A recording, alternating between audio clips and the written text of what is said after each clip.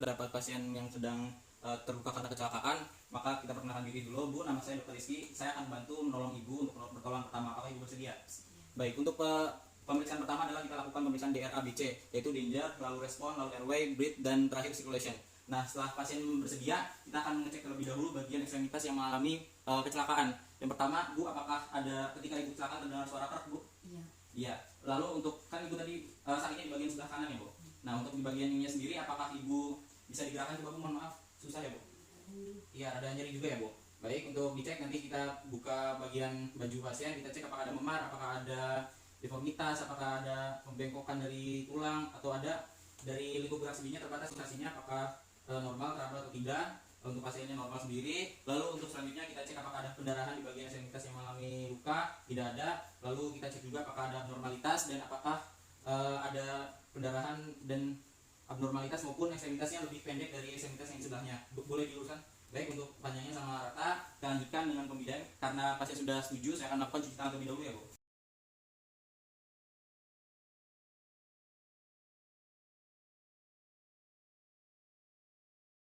Melepaskan segala atribut seperti cincin. Ibu boleh dilepas dulu cincinnya.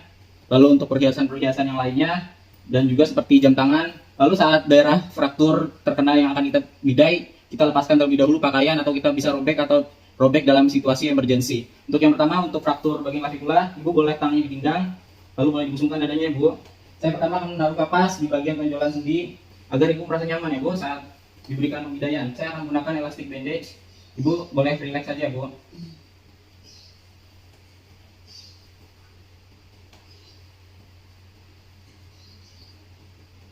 Saya akan mengikatkan dengan tidak terlalu kencang dan tidak terlalu longgar.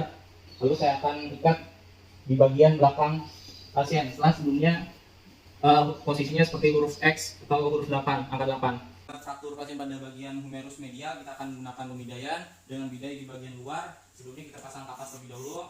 Pertama di bagian proximal humerus dan bagian distal humerus. Kita akan pasang bidai di bagian luar, kita dekatkan dengan bagian sisi badan. Lalu kita gunakan elastic bandage. Apabila ada asisten itu lebih diutamakan. Kita pasang seperti ini. Boleh sambil diangkat, mungkin kita minta pasien karena tidak ada asisten, sambil diangkat.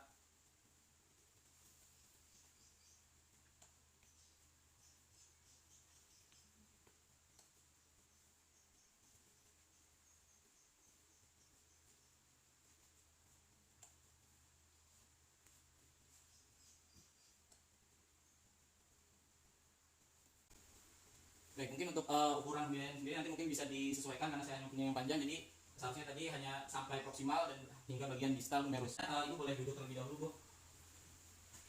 Baik, selanjutnya kita minta pasien untuk membengkokkan tangannya. Ibu boleh hadap sini.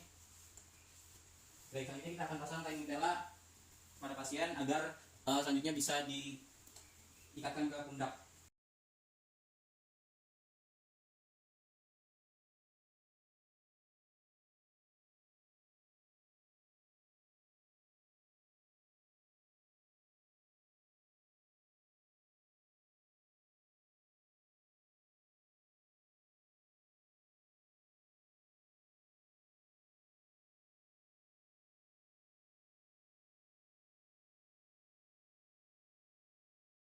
Atur pada bagian humerus bagian distal, kita minta pasien luruskan tangannya lebih dahulu, lalu posisinya telapak tangan menghadap ke atas.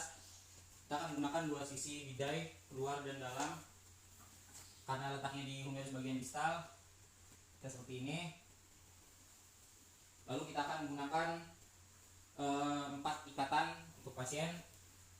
Lebih disarankan menggunakan asisten.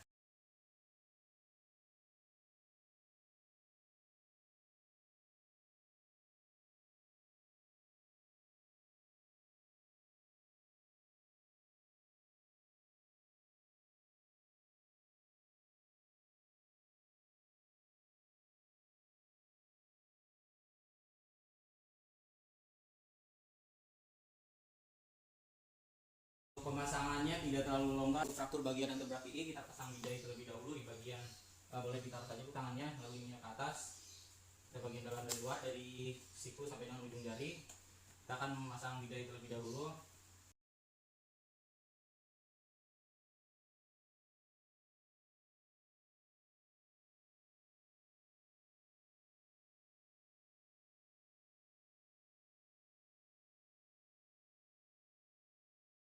Baik, selanjutnya kita akan mengalungkan di bagian Bu, tangannya boleh seperti ini. Ibu boleh duduk terlebih dahulu. Baik, Ibu boleh kakinya di sini ya Bu. Baik, silakan ya Bu. Saya akan mengikat ke bagian pundak terlebih dahulu seperti sebelumnya. Bila fraktur pada bagian gigi pasien, kita beri contoh untuk bagian jari tengah, kita bisa memakai stick es krim ataupun dengan rapatkan dengan jari di sebelahnya. Maka kita akan menggunakan bantuan plester untuk merekatkan jari tengah dengan jari telunjuk. Nah, untuk yang pertama kita lakukan di bagian proksimal terlebih dahulu. Kita tutup seperti ini. Nah, namun untuk di bagian distalnya tidak kita rekatkan, namun kita pisahkan. Nah, lalu kita lakukan di bagian distal gigi. Untuk sekarang posisinya berbeda.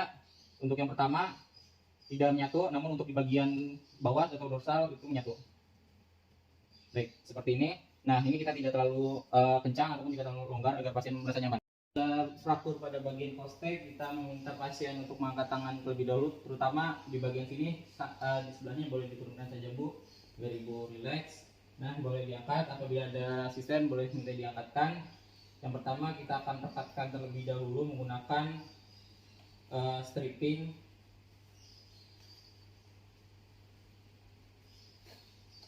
Kita akan meminta pasien untuk menarik napas. Bu boleh tarik napas yang kencang, lalu dikeluarkan maksimal ya Bu. Boleh dikeluarkan. Nah, ditahan ya Bu. Lanjut kita akan lakukan dari iga bawah. Kita akan lakukan sejajar dari iga bawah ke iga ke atas. Sambil ditahan ya Bu napasnya. Kita akan melakukan pemasangan ini dengan cepatnya.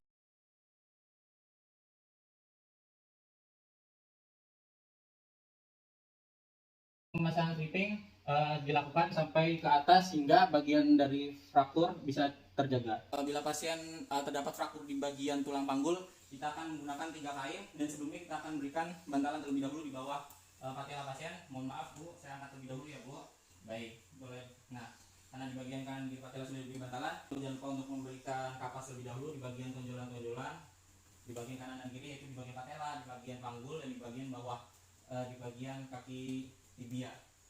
Nah, setelah kita memasang kasa baik kanan kiri, kita akan ikat secara tidak terlalu kencang dan tidak terlalu longgar untuk ke bagian tiganya.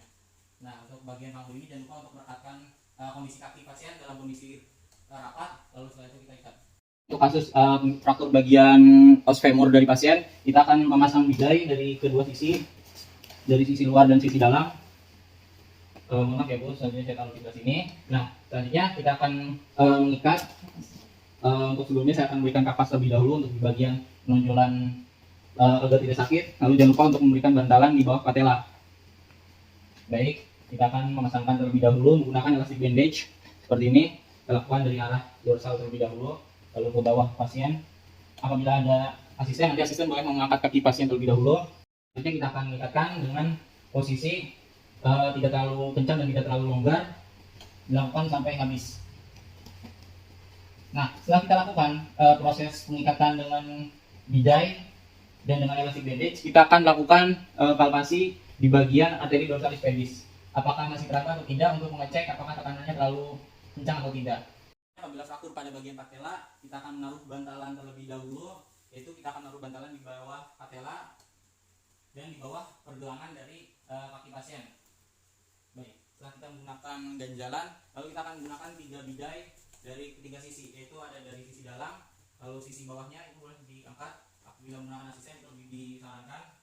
Selanjutnya kita akan melakukan pembidaian di sisi luarnya. Baik, seperti ini. Nah, setelah selesai kita melakukan pembidaian sisi luar, kita akan bagian patella. Kita akan menggunakan 4 kain ya. Yang pertama posisinya ada di bagian femur, lalu kita di bagian patella, lalu yang ketiga ada di bagian tulang bawah, tibia dan fibula mengelilinginya, lalu di bagian pergelangan kaki.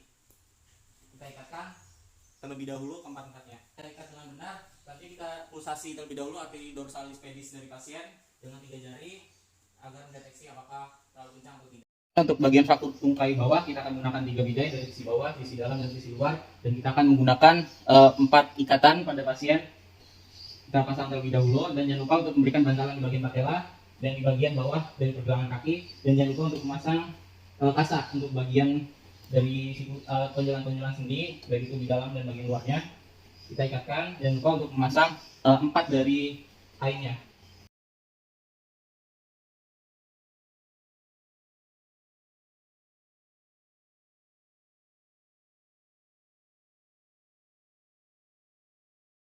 Kita akan mengecek pulsasi nadi jari untuk mengecek apakah terlalu kuat atau tidak.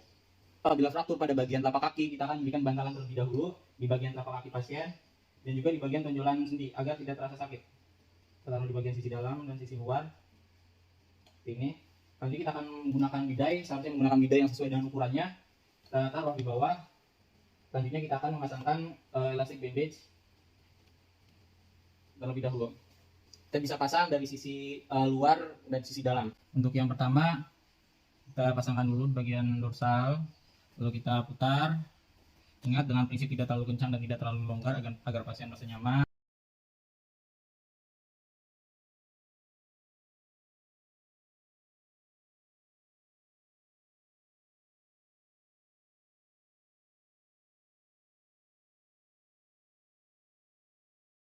Dan setelah terpasang, kita jangan lupa untuk mempulsasi lagi di bagian dorsalis pedis apakah terlalu kencang atau tidak dengan 3 jari. Nah, setelah kita pasang dengan kuat, kita akan bawa pasien ke rumah sakit untuk ditangani segera. Dan selanjutnya saya akan izin untuk mencuci tangan terlebih dahulu setelah selesai melakukan pemasangan bidai.